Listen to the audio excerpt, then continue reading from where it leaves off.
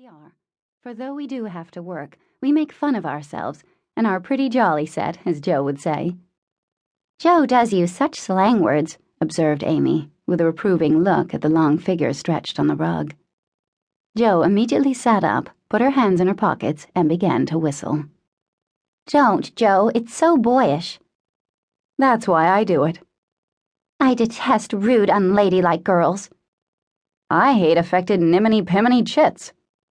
Birds in their little nests agree, sang Beth, the peacemaker, with such a funny face that both sharp voices softened to a laugh, and the pecking ended for that time. Really, girls, you are both to be blamed, said Meg, beginning to lecture in her elderly sister fashion. You were old enough to leave off boyish tricks and behave better, Josephine. It didn't matter so much when you were a little girl, but now you are so tall and turn up your hair, you should remember that you are a young lady. I'm not, and if turning up my hair makes me one, I'll wear it in 2 tails till I'm 20, cried Jo, pulling off her net and shaking down a chestnut mane. I hate to think I've got to grow up and be Miss March and wear long gowns and look as prim as a china aster. It's bad enough to be a girl anyway, when I like boys' games and work and manners. I can't get over my disappointment in not being a boy. And it's worse than ever now, for I'm dying to go and fight with Papa, and I can only stay home and knit like a poky old woman. And Jo shook the blue army sock till the needles rattled like castanets, and her ball bounded across the room. Poor Jo. It's too bad, but it can't be helped. So you must try to be contented with making your name boyish and playing brother to us girls, said Beth, stroking the rough head with a hand that all the dishwashing and dusting in the world could not make ungentle in its touch. As for you, Amy, continued Meg, you are altogether too particular and prim. Your airs are funny now, but you'll grow up an affected little goose if you don't take care. I like your nice manners and refined ways of speaking when you don't try to be elegant, but your absurd words are as bad as Joe's slang. If Joe is a tomboy and Amy a goose, what am I, please? Asked Beth, ready to share the lecture. You're a dear and nothing else, answered Meg warmly, and no one contradicted her, for the mouse was the pet of the family.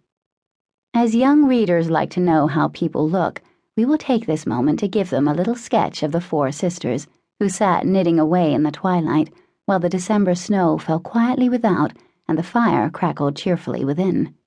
It was a comfortable room, though the carpet was faded and the furniture very plain, for a good picture or 2 hung on the walls, books filled the recesses, chrysanthemums and Christmas roses bloomed in the windows, and a pleasant atmosphere of home peace pervaded it. Margaret, the eldest of the 4, was 16 and very pretty, being plump and fair, with large eyes, plenty of soft brown hair, a sweet mouth, and white hands, of which she was rather vain. 15-year-old Jo was very tall, thin, and brown, and reminded one of a colt, for she never seemed to know what to do with her long limbs, which were very much in her way. She had a decided mouth, a comical nose, and sharp gray eyes, which appeared to see everything, and were by turns fierce, funny, or thoughtful. Her long, thick hair was her one beauty, but it was usually bundled into a net to be out of her way.